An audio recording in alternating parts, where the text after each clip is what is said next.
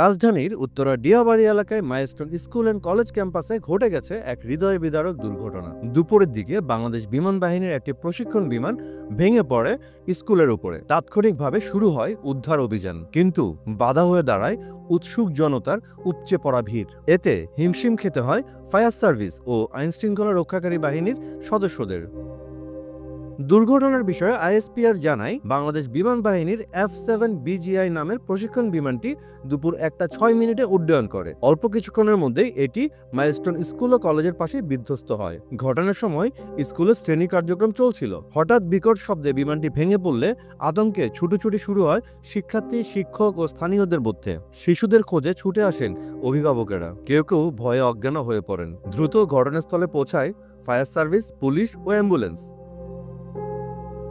Fire service কর্তৃপক্ষ জানায়, দুপুর 1:18 তারা ঘটনাটি সম্পর্কে অবগত হয়। উত্তরা, টঙ্গী, কুর্মিটোলা, মিরপুর সহ একাধিক ইউনিট আগুন নেভানোর পাশাপাশি উদ্ধার কাজে অংশ নেয়। তবে উদ্ধার তৎপরতায় সবচেয়ে বড় বাধা হয়ে দাঁড়ায় উৎসুক জনতার ভিড়। কেউ ছবি তুলছেন, কেউ বা ভিডিও করছেন, আবার কেউ বা ফেসবুক লাইভে।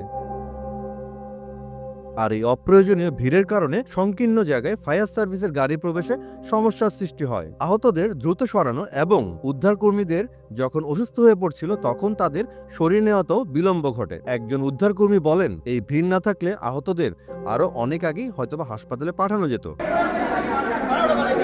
শুধু আইনশৃঙ্খলা রক্ষাকারী বাহিনী নয়, আশেপাশের স্কুল, কলেজ ও বিশ্ববিদ্যালয়ের শিক্ষার্থীরাও ব্যারিকেড দিয়ে সাহায্যের চেষ্টা করেন এই সময়, কিন্তু পরিস্থিতি নিয়ন্ত্রণে আনা যাচ্ছিল না সহজে। একজন পুলিশ সদস্য বলেন, মানুষের আগ্রহ থাকা স্বাভাবিক, কিন্তু এই আগ্রহ যেন আরেকটি জীবনকে বিপন্ন না করে। স্থানীয় প্রশাসনের পক্ষ থেকে বারবার অনুরোধ করে জানানো হয়েছে, উদ্ধার কাজে বাধা না দিয়ে নিরাপদ দূরত্বে থাকুন, কিন্তু কে শুনে কার কথা তারা বুঝতেই পারছে না। প্রতিটি সেকেন্ডই মূল্যবান।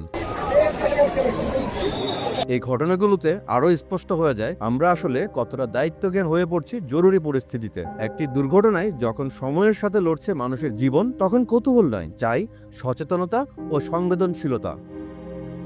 আমরা কি শুধুই দর্শক হয়ে থাকবো, নাকি সহানুভূতির হাতও বাড়াবো? এখনই সময় বদলানোর। দুর্যোগের মুহূর্তে লাইভ নয়, জীবন বাঁচানোই সবচেয়ে জরুরি।